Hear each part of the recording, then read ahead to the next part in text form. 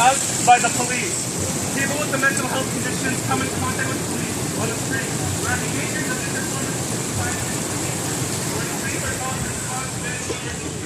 homelessness and prisons are our society's mental health care. Police often respond to medical, psychiatric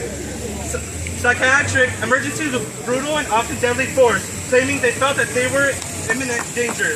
Imagine if healthcare providers said they had to kill a patient because the patient's condition threatens the lives of healthcare professionals. It is the job of healthcare providers to treat people who are ill. We must demand no less of emergency personnel, including police, when answering a call for medical emergencies. No more excuses. Want me a shuttle driver?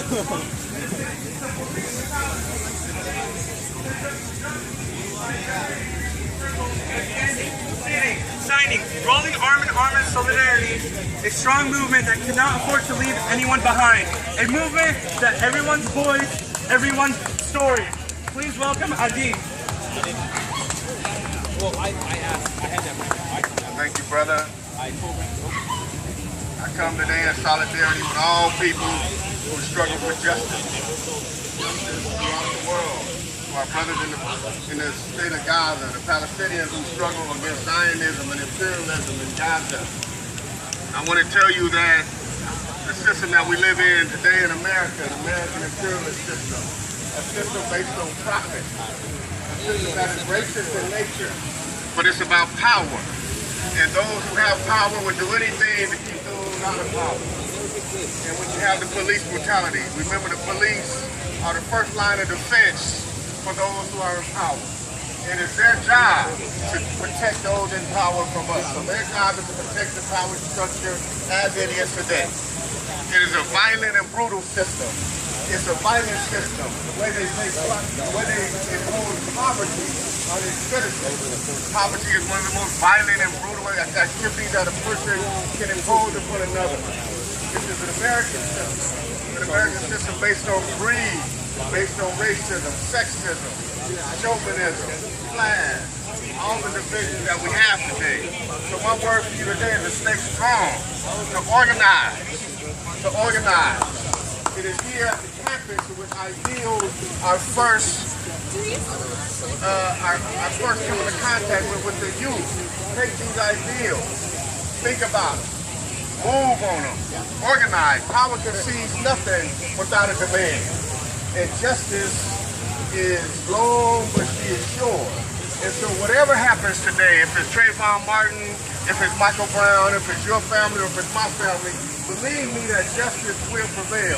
So this is a struggle that is a long-term struggle. We're not in it just for the short term. You have to be prepared for the long haul. So what you do today, someone will come behind you and pick up the banner and continue to march. Because you are a reflection of those who came before you in the 50s and the 60s, who marched and who bled and who died, and who made it possible that we are here today, able to have freedom of speech, and able to participate today in nonviolent resistance. So you do your part today, and know that someone will be coming behind you and pick up the banner and to continue to march. But we must organize. We must organize. We must organize and organize. And then we strike a blow against those who are in power, who are attempting to keep us down.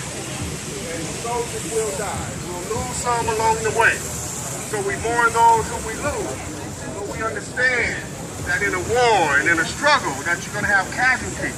So we organize, we organize, we organize. The criminal justice system, the military industrial complex, the prison industrial complex, all tentacles from the same octopus. So we don't get too bogged down on some of the things that we see. Just know that if it's prison, if it's the criminal justice system, if it's poverty, if it's sexism, if it's racism, it's just different tentacles from the same octopus, which is American capitalism and American imperialism. It's the same in Africa, it's the same in Central America, it's the same in Europe, it's the same in the Middle East. The struggle is the people against the power. And those who have power will do anything to maintain that power. They'll murder, they'll lie, they'll cheat, they'll tell you that you have a vote, that you are part of a democratic system, which is a fraud. We have Democrats and Republicans who are part of the same madness. It's an illusion to keep us from the real struggle, which is power. The true struggle, which is the distribution, the production and the distribution of wealth. And today it's in the hands of a few.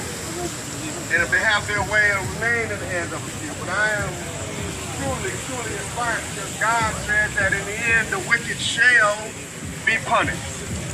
And the just shall prevail. And so we are the just. And we shall see the wicked fall.